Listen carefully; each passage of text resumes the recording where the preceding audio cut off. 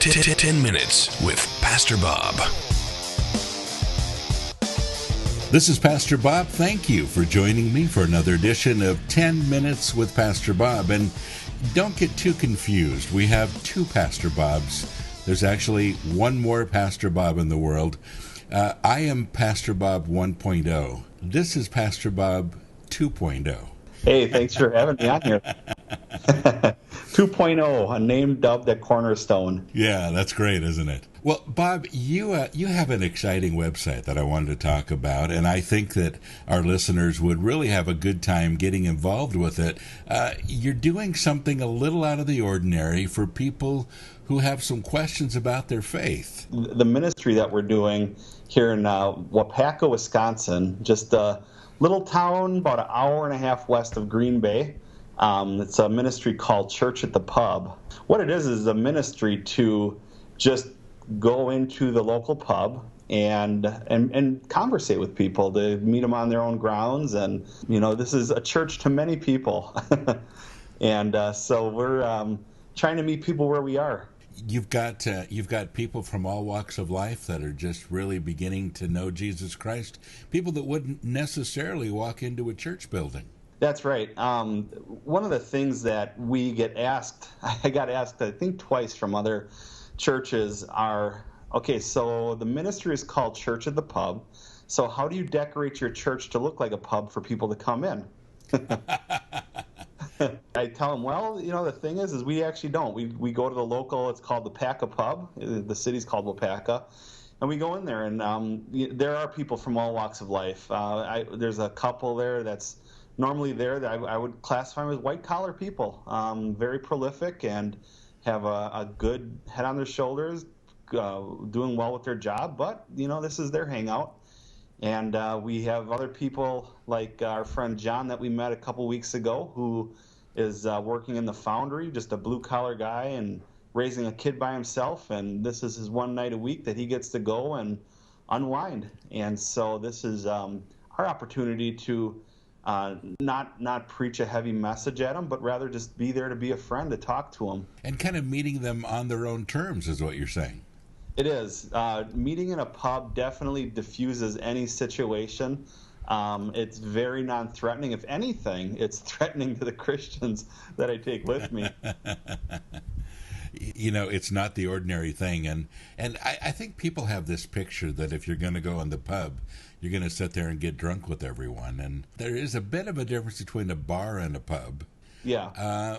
A pub is where people go and they have a few drinks, but the purpose is really go to talk and to meet friends. And yeah, and that's one of the big things that we do. And that's very true. We do have bars in town, and then this is probably the only pub in town, and so I think that's what makes it a neat gathering place.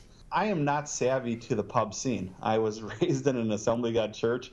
My mom had a hard time with playing cards in the house. Coming from that, you know, I am not pub savvy, but I know that after being in one once, that these are just real people, some hurting, some not, but all up for conversation. And so I talked with the bar owner, and she originally said, we can't do this. And I wanted to be respectful of that, and I asked why. And she said, well, you know, there have been churches and people coming in that they 20 at a time will come in, hold hands, and just have a loud prayer service. Really?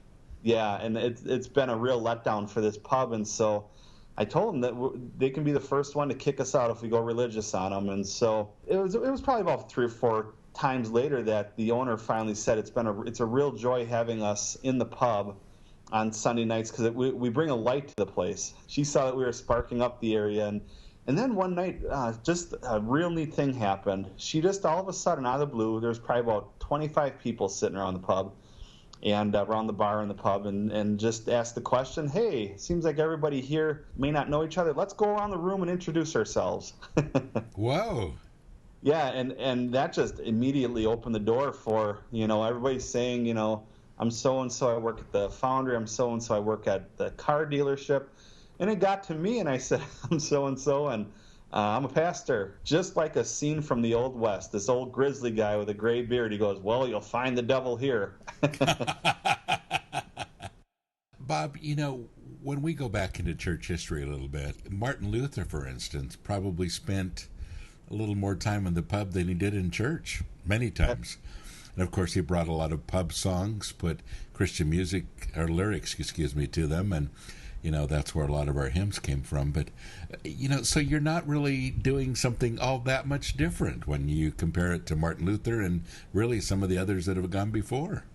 Well, I'd like to believe that, and the thing is I'm locked into a denomination for now, and it's a good denomination and all, but we catch some heat on it, and on this Church at the Pub, and a few people raise eyebrows with us, and I'll be the first to say that if someone's struggling with alcohol or they're just coming out of the club scene, I would say that this ministry is perhaps not for everybody. This is a ministry that I would just call common sense Christianity. This is something that Jesus would do. And after the first time in there, the first night that we did this, I put on Facebook that I think Jesus was at the pub with us tonight. Now, do some people have a little problem with that? They do, yeah. Scripturally, I don't see how they can have a problem. I think it's the legalism that comes into churches, and no fault of some. They're just reflecting what they've been taught, and need to be enlightened into things that if you're a little more mature in your walk and you can handle these situations. I get heckled all the time by the bartender. She gives me a root beer, and then as soon as I'm done with it, she throws another one my way and says, "Oh, don't overdo it tonight." That's great. But it really comes down to they don't care what you're drinking as long as you're sending money their way and you're being cordial. And that's the best thing. So, Bob, was this a little bit difficult for you to begin this ministry? Were you a little unsure at first? Was it difficult for you to walk into that pub the first time? It was. Like I said, just because I wasn't savvy to the pub scene, I ended up asking two Christians that I would consider mature from our church that came out of this scene, out of that lifestyle, to come with me and kind of be my Barnabas, that right. They would come in and show me the ways, and they even taught me the dice game, which I'm not too good at, by the way. Yeah, I'm not either. Yeah, I mean, the big thing that I felt was I felt like I was going on a missions trip here in my own town, just walking into the pub and just a totally different lifestyle. I've studied the scriptures where it says, when the Holy Spirit comes upon you, you'll receive power to be my witness. And I really felt the Holy Spirit power on me, not to do anything major or anything supernatural, but just to go in there and that he just gave me words to say to people, how to engage in conversation, and just really become friends of the people that go there. Now, Bob, and isn't that the bottom line, simply becoming friends? It is. That's got to be the common ground. That's got to be where it starts. Well, if you can become friends with a pastor in a pub drinking root beer, you can become friends with anyone. Isn't that right? That's probably true.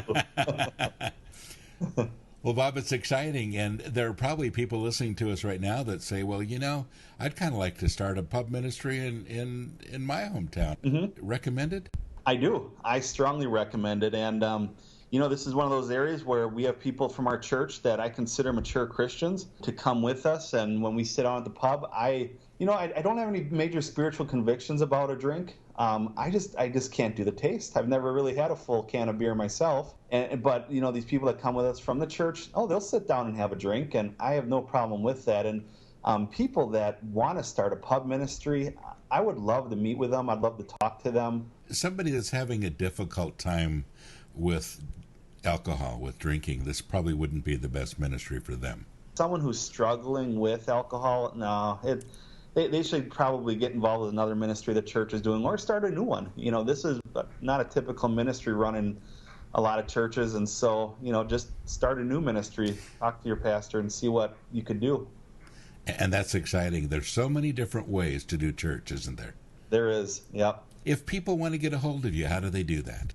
Well, they can go to churchatthepub.com.